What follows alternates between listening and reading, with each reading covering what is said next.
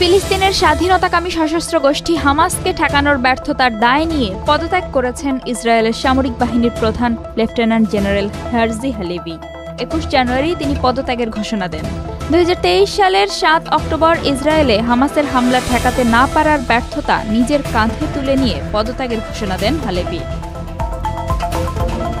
পদত্যাগপত্রে ইসরায়েলের সামরিক বাহিনীর প্রধান বলেছেন, ৭ অক্টোবর সামরিক বাহিনীর ব্যর্থতার বিষয়ে আমার দায় স্বীকারের কারণে দায়িত্ব ছেড়ে দিচ্ছি।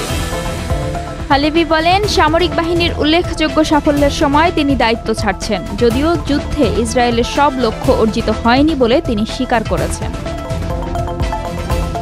ইসরায়েলি সামরিক বাহিনীর বিদায়ী প্রধান বলেন, যুদ্ধের সব লক্ষ্য অর্জিত হয়নি। হামাসের লড়াই করার এবং সরকার পরিচালনার সক্ষমতা ধ্বংস করে দিতে, জিম্মিদের ফিরিয়ে আনা এবং জঙ্গিদের হামলার কারণে বাস্তুচ্যুত ইসরায়েলিদের ঘরে ফেরা নিশ্চিত করতে সেনাবাহিনী আরও লড়াই চালিয়ে যাবে। পদত্যাগ করায় হালেভির প্রশংসা করেছেন বিরোধী দলীয় নেতা ইয়ার লাপিদ। একইভাবে প্রধানমন্ত্রী বেনিয়ামিন নেতানিয়াহুকেও পদত্যাগের আহ্বান জানিয়েছেন তিনি। লাপিদ বলেন, এখনই প্রধানমন্ত্রী ও তার গোটা বিপর্যয়কর মন্ত্রিসভার দায় নেওয়ার এবং পদত্যাগের সময়।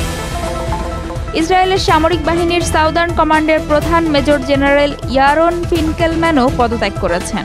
গাজা এই সাউদার্ন কমান্ডের অধীনেই পড়েছে।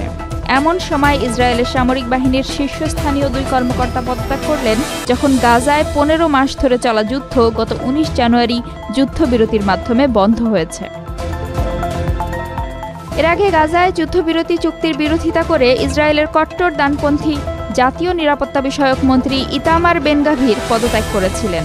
ইতামার ইসরায়েলের কট্টর জাতীয়তাবাদী ধর্মীয় দল জিউইশ পাওয়ার পার্টির নেতা। ইতামারের দলের ২ সদস্যও ইসরায়েলি প্রধানমন্ত্রী বেনিয়ামিন নেতানিয়াহু সরকারের মন্ত্রিসভা থেকে পদত্যাগ করেন।